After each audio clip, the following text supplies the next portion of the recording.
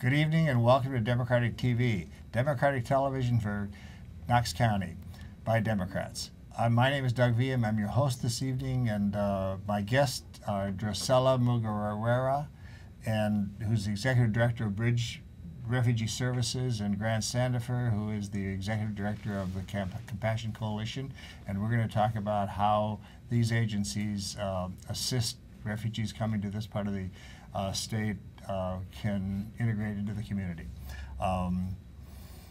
There has been much attention paid to the issue of refugees in the world at this time. I think we have more refugees now than we've had at any time in our history because of all the unsettled situations in the Middle East and Africa and a number of places around the world. And so there's more need now than ever for a method of integrating them back into societies that are stable like ours. And we're one of the most stable, I suppose, and probably one of the most places that they want to be. And so what we want to do tonight is we want to learn how a particular agency in Knox County is helping refugees resettle in America, who they're resettling, and what is the result of that settlement. But before we get started on that, I'd like to give the audience a short sketch of each of my guests. And Drusilla, why don't you tell us who you are? I am Drusilla Mugarwera. I am the Executive Director for Bridge Refugee Services, but I also represent Tennessee on the Refugee Congress. You do? Okay. Yeah. All right. And I'm Grant Standifer. I'm the Executive Director of Compassion Coalition, and we seek to inform our local churches here in Knox County about what's going on in our community and places where they can engage to make a difference for good, particularly among those who are marginalized or disenfranchised. Okay, now let's just get started. First of all, who are refugees? How do you decide who the refugee is that gets to use your services and things like that? Is there a definition? Is there a process? What is the process? So before I talk about the refugee definition, let me say that we are thankful that America has been a long and global leader in the world that is settling the most vulnerable people in the world. The most vulnerable. Yes, the most vulnerable. The refugees are among those ones. And we are glad that this life-saving program exists. So the refugees normally are the people who have to flee their country and seek protection because they are persecuted or have fear to be persecuted because of their race, religion, political opinion, social group, and war and violence. So they have to flee their country. And the process, how it works, in order to get the refugee status, you have to prove it. You have to prove the reasons of that fear, and through United Nations High Commissioner of Refugees. And then when you get that refugee status, so they connect you to the United... To you. Yeah. Right. I've heard that it takes a couple of years to go through the process. Yeah. So what is included in that process? I mean, are they looking at your background? What are those who are doing the checking, so to speak? What are they doing? The process normally, on average, takes 18 to 36 months. 18 to 36 months. And okay. They check. You do interviews. They check your bio data. They do a security check, and many national agencies in the U.S. are involved, including international agencies. Sounds a bit like getting a security clearance. Yeah, and the refugees, I can tell, are the most scrutinized people entering in the U.S. And the scrutiny is done outside of the United States. Yes. It's done in the home countries? Or? No, it's not done in the home country because, as I explained, you have to flee your country to go to another country. Okay. And then United States is considered as a resettlement country. Sure. Okay. So let's be clear about this. A refugee has a status that has been determined by a number of agencies, including the United Nations High Commission on Refugees, and they're vetted in ways that many of us probably couldn't survive, right? Yeah, there are almost 7 steps. 7 steps, yeah. Which the refugee go through.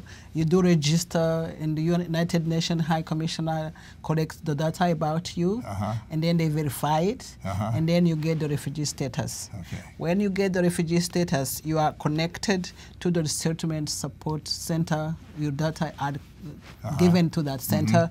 And then you go through the security check where United States national security agencies are involved, and then including FBI, National Counterterrorism Agency, and many others. And then the Department of Homeland Security provide different interviews. Okay. After that, when biometrics are sent, so the fingerprints, you do the fingerprints, and let alone when you are approved, you go through cultural orientation. They teach you how the life in the U.S., why you face, and how you have to adapt and integrate the community. And that's all before you come here. Before you come. And then when your case is assigned to national agencies, so there are total 9 national agencies, but Bridge Refugee Services works with Episcopal Migration Ministries and Church World Service. Sure, So these are the agencies who are negotiating with the federal government that they present the cases, and the federal government accepts them, and then the money is channeled to those agencies. To an agency like Bridge. Yes. And then when they say you are approved, you go through medical screening, and then when you pass it, you get a loan, a travel loan through International Organization for Migration, which you will pay when you start to work. Okay. And let alone when you pass the medical screening and you have a ticket, and at the last minute, the transportation agencies, also the security agency, will check you before you fly. And then if the clearance is given, so you can fly to the U.S., and when you arrive, you find Bridge Refugee Services case manager and the community members to welcome you at the airport. Okay, so that's kind of the denouement. That when you get there, but it's a pretty complicated process through there. All right, so what does someone who has gone through all of that screening and has now been assigned to your agency, what then happens? So if they are assigned to us, we do assure them first. So the national agencies say, hey, this is a case. You in Knoxville, do you have enough resources to accept this case? And then we do assurance, and then we wait. And then when they send this client to us, we have to prepare an apartment to set up an apartment. This is why the churches and other places of worship will come on and help and giving donations, and then we will go to welcome them at the airport, and we have to provide interpretation with the case manager, take them to the apartment, and then giving orientation in the new apartment, because many of them sometimes have lived in camps and they don't know what to expect. Right. Now that's where you get involved at that point then, is that right, Grant? I mean, your agencies or your contacts then help that. Right, and of course what we do, we encourage our churches. We're constantly trying to inform our churches about here's what's happening in our community, because sometimes like we all do, we get busy in our lives and we don't pay attention to what's happening. But we have a number of refugee families coming to Knoxville every year, so we try to inform our churches about Bridge and about how they operate, and so we also try to tell churches there's all sorts of ways that you can get involved. You can actually be a church that sponsors a refugee family, and of course that involves everything from helping them with their medical situations, making sure that they have, after they get here, and the children. I remember the church that I was a part of, we sponsored a refugee family from Sudan. And so when the kids were going to school, we had to make sure they got all their shots, and help them with transportation, help them with those kinds of things. So we encourage churches to say, hey, you can even just have a team that goes and meets them at the airport and welcomes them and makes sure that they're welcome. So move some apartment furniture into an apartment. That's right. Some things like that. Yes. And even sometimes provide furniture. We used to do that with the furniture ministry. We don't have our furniture ministry now, so we could put it on our bulletin board that goes out once a week and say we have a need for a refugee family. If you have this kind of furniture, Could you help with that? Right. So. And we are very grateful that the response from the community is very, very encouraging. Now, how much of the refugees are coming after having been out of their home at least a couple of years, so they're basically destitute in a sense. I mean, they don't have anything other than what they can carry with them. How long does it take to get them settled I mean, how many days, and who else helps you besides the churches? Is there any other programs that help? So the goal of the refugee resettlement, which is a public and private partnership, Okay, so there's both of them, is to make this refugee to become self-sufficient economically as soon as possible. Yeah. On average, I can tell like 6 months. Yeah. So the 6 months, within 6 months after arrival, they can pay their bills and they can sustain their families, and then they connect to the community. So the 3 pillars, so they can be fully integrated in the community. They have to learn English, most of them, and then we have to get them employed. The most important thing is to get employed, having income, and then pay yourself and not depending on any other assistant. So and then the third pillar is community engagement. Yeah, that's where. Okay. Yeah, because they have to. They are our neighbors. They are new Americans. They are on their path to become citizens. Right. So we have to help them to learn the culture, but also they are bringing the social and cultural and economic values. Yes. So it's like a win-win. So with the welcoming community and what they are bringing, so there are a lot of to learn and to gain. One of the things we do want to talk a little bit about is what is the economic impact on it. But at this point, it seems like it's almost a bootstrap operation. In other words, they're coming with not a lot, and there's not a lot of cash that helps them, but there's a lot of help from people like us, if we step forward. Is that correct? Yes, it's correct. And I think as resilient people, they are hard workers, and they have a strong relationship with the family, based on the family. And what we have seen is that if people, the welcoming communities, they know that these people are starting from scratch, and basing on the tradition of welcoming and hospitality of Americans, this gives hope to those people to thrive. I've observed, not real close up, but I've observed close enough so that I can see it. A family coming here not speaking English, not really knowing much about the culture here, having spent 20 years in a refugee situation in Central Africa, came here and within a very short period of time were working. They were participating. Their kids, of course, learned English almost immediately. I mean, they go to school and within a few weeks they're speaking English. So I've seen that. I've observed that close up, so I can actually see it happen. That family that I'm talking about, baby's been here 6 years. They own 2 houses. I mean, the family now lives in 2 different houses that they own. I mean, it's been remarkable, and they work. I mean, they contribute right off the bat. Yes, they work. They're entrepreneurs. They fill the gap. So, and I can tell we have a family from Congo. It's a family of 6. They came in August last year. Now they have a car. The children are in school, and the mother and the father are working, and they are helping other even in their van to go to work. So they are contributing. And there are many other families and single parents and single guys who really are contributing to the economy. And then also there are a lot of to learn from refugees as resilient people. They have healing stories. So people, the volunteers who have been working with them, they say, oh, that's interesting. Yes. So in other words, the volunteers learn something as well. Yeah, they do. They come away having done. Well, so what? Do you have any examples of families that you've seen happen? I have a little experience with one, but you must have experience with dozens of them. Like, what kind of jobs do they wind up getting to do? Where do they live? What do they do in their community? So I can give an example. If a family who succeeded, a family of 7, they have 5 children, and then the children had to go to school. They graduated from the college. Within 7 years, every child has a car. So they graduated from college. The family owns a house, and the parents participate in the different board of directors, so they are non-profits. So they contribute in ideas, economically, socially. They're volunteers like Grant's looking for, as you're telling me. In other words, after they've been here a few years, they're now the people who are providing the volunteer services. Yeah.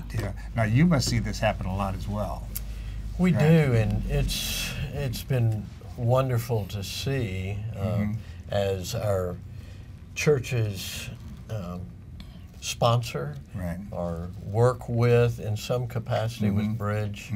And as Drusilla just said, they grow, they learn, yes, they're helping a refugee family, but it's really a wonderful growth opportunity. It's kind of like the old saying about the Grinch, his heart grew 3 sizes that day. And so our folks that work with refugee families from our churches are enriched, and they it's a blessing to them. They grow in ways that they would not have if they had not helped a refugee family. So it's a two-way street, is what you're saying. And I can say that they are in hospitality industry, manufacturing, and I can tell the Monterey Mushroom has almost 40 people they hired, and they said 5 of them are the most, among the most one who are doing perfection over them, so who are succeeding. And also they work in areas like cleaning services, and some do have the businesses. Sure. Well, one of the members of the family, one of the breadwinners of the family that I know about, is a highly skilled welder. You know, able to do something that takes a skill that not a lot of people have, and so he's been able to, you know, take that skill and work for a company here who really appreciates the fact that he's here. So, in the Chattanooga area, they worked with Volkswagen. Okay, they work with the coffee industry. So they are in different ways of living economical sectors. So now right now we are in a hiatus. Right now we are not letting any refugees in. Is that correct? No, they are coming. They are. Okay. They are coming. Now we expected 365. Up to date, we have 167, so we are up to 46% of expected numbers. Okay, you've got 167 in, you expect 365. Yeah. And now is that Knox County? Or it's Eastern Tennessee, Knoxville and Chattanooga. So we were planning 120 for Chattanooga and 245 in Knoxville. Okay. But on the top of refugees, we do resettle asylees, who are the people fulfilling the same conditions of persecutions like the refugees, but we do help them after getting asylum status. Right. I was going to talk in another program about asylum, but let's talk about that for a minute. Who are the asylum seekers? And they're fleeing. They could be fleeing a violent husband or a gang-related incident, almost from anywhere in the world, right? They flee because of the same situation, the persecution, because of the race, religion, and like refugees. But they apply for asylum status on entry port in not outside, but inside the United States. So the asylee comes directly to the United States. Exactly right. So another category we serve are SIVs, the special immigrant visa holders, like the people who served with our army in Iraq or Afghanistan. And also we serve Cuban and Haitian, mostly in Chattanooga. So these are the categories of people we serve. I've been reading about that. I understand also that it's pretty difficult to get asylum status. It does take many times, years. Now, what can they? If they enter the United States, can they stay here while they're being evaluated, or do they? Yes, they stay here and they introduce their file through the Department of Homeland Security, and they do the checks, they do interviews, and then when they are approved, this is why we can start to help them. Then you can help them. Yeah, yes, exactly. Well, now you said you've got 165 individuals coming this year, or have already been here. They are already here. And you're expecting some more Yes, after that. if you know the ceiling now a couple is hundred more after this. the ceiling. Yes, we expect a couple of more, but I do not know if we get to. Okay. The, How do they do the refugee? Do they get to pick where they go, or do they? What is the criteria for them coming to you versus Nashville? So they do not pick where they go unless they have a family member in that area or a relative who wants to help them to integrate the community. So the criteria we are using, for example, the capacity of the welcoming community. Do we have affordable housing? About transportation, because we have to put them on the bus line. Do we have enough languages spoken on staff or in the community? How about the medical situation? So those are the criteria. I can tell you, like now in Knoxville and Chattanooga, we can't accept the big size families. Because like you don't have housing for that? Yes, because we will not have affordable either 4-bedroom apartment or houses. How interesting, yeah. So there's some limitations. Okay. Yeah, so it's a good opportunity of investment. Yeah, I guess so. You could invest in the housing that would do that. Yeah, right, exactly. All right, now, why did I think that there was a hiatus, that there was a blocking of refugees coming in for a couple of months? Has there been, or is that just something that I made up in my head? So you know that the court order suspended that. Okay, in other words, that's still that suspension. The court suspension still holds. Yes, and the last 2 weeks we did get like 15 arrivals.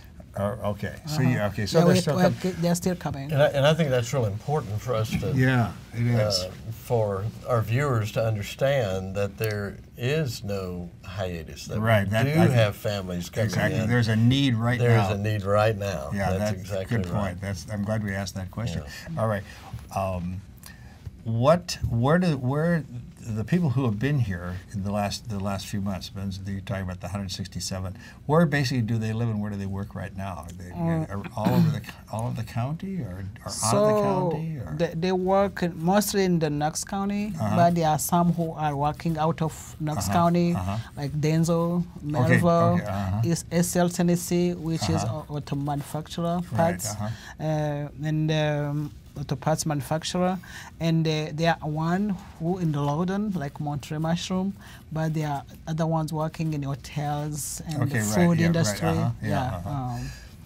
Well, now how many of them are in school? So last year, nationwide, like the population we serve, I think the 72% were women. 72%? Yes, and children. So in Bridge, especially resettled, half of the clients were children, and we settled in Knoxville 231, and then Chattanooga we did settle 116. Wow, yeah. So in the majority were children. So we do locate them close to the employment services, but if they have to carpool, this is how they go to like Mervo, but the transportation is an issue, the housing is an issue. So, but the community, there is a caucus, for example, in the community about housing, and they had a meeting today, and we are glad that the community is owning that caucus. So they are concerned about welcoming and then provide all the needs for the refugees. Where does Bridge get its money? How do you get funded? So we are mostly federally funded. Federal. And then the community, the private organization, they do support. So we that's where grant comes in. The churches, the other place of worship contributes, individual contributes. You can donate online. You can send a check to Bridge. And also in kind. I did talk about, and you can give your talent. You can become a mentor. You can tutor in English.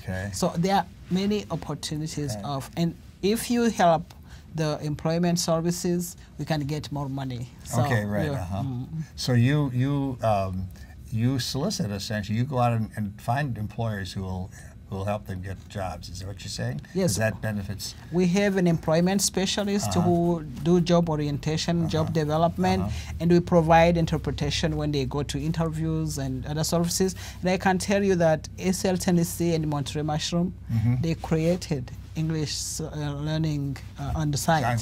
So which is we appreciate that partnership.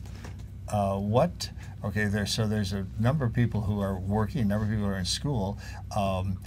What other benefits are there? What do we do on the public side? Do we have any kind of programs that help supplement their income while they're kind of getting their feet on the ground and all? So the public side, they do provide in-kind donations. Okay. So which like furnishing apartment, providing some. Okay, now is that the local government or is that the federal government or? So the federal government normally give us money to help with the housing at the very beginning. Yes, so it is channeled to those national agencies. So, but we do provide the housing. The children have to be enrolled in school. We help with the medical screening. They help with, we have to make sure they get the Social Security on time. Okay. So there are some core services we have to provide in the case management. And I did talk about cultural orientation. Now, are they going to become citizens? Yes. They are. Okay, I think that's important too. So after 1 year, a refugee become a permanent resident. Permanent resident, okay. And then after 5 years, if the same condition which made you to become a refugee still there and you want to become a U.S. citizen, you pass a test. Okay. 100 questions you have to go through and learn, and and if you pass the test, you become a U.S. citizen. My guess is that to go through all of that takes some moxie. Some people who do that have got some. So when they come here, we're getting a pretty high quality, pretty developed person, aren't we? Yes. We benefit from that as a society. Sure, they bring a set of skills. Today I was talking with 2 mechanical engineers. We have some social workers. We have other ones who worked in industries, and even those ones who are unskilled. They are willing to work. They are eager to work, and they learn. Right. Yeah, and that's what I'm thinking. That if you're going to go through all this process and you survive this, you're not going to stop at that point. You're used to doing the hard work. Yes, they are hard workers, and they are committed and engaged and determined. Yeah. Well, and Drusilla does a great job too of partnering and working and communicating and connecting with other groups. We've been working together ever since Drusilla, well, before Drusilla became the executive director, but there's another group in town that actually helps those who are perhaps in the medical profession or engineers, but they're not licensed or certified here. So there's another group here in town that works with them. So Drusilla and Bridge is, they partner with them. So it is all of us working together to try to help them become a part of our community. And in doing that, we strengthen the fabric of the whole community. Sure. Yeah. See and I think that's something that tends to get missed a little bit. Yeah. There's a meme out there. There's a sense that they're draining the resources instead of adding to the resources. And the fact is they're really adding. They're adding to the output of the country. They're adding to the skills of the country. They're adding to the community in many ways. Imagine yourself fleeing your country, go to a third country. I can't. So you will need some support at the very beginning. Exactly. And then you will use your skills and the connection, the relationship to move ahead. So they are bringing a lot of value to our nation. I've got to I confess, I'm not sure I could do that. At this, certainly not at my age, but that's a pretty tough job. So, is there anything we're just about at the end of our time. Is there anything we need that I didn't cover that we need to cover? So, what I wanted to say also is like every 3 months, we have a quarterly consultation meeting. Okay, yeah, that's okay. So, and then we inform the community who is coming, what are the needs, and how they can be helpful. They can get in touch with you by going to bridgeservices.com, is that right? Yes, www.bridgerefugees.org. Okay. Yes. .org. Okay. Yes. Bridgerefugee.org. .org. Okay. Yeah, right. yeah. All right. Okay. Yeah. We will be back next week with another show. We're going to have the remote area medical people with us next week. Look forward to then. Thanks for tuning in tonight.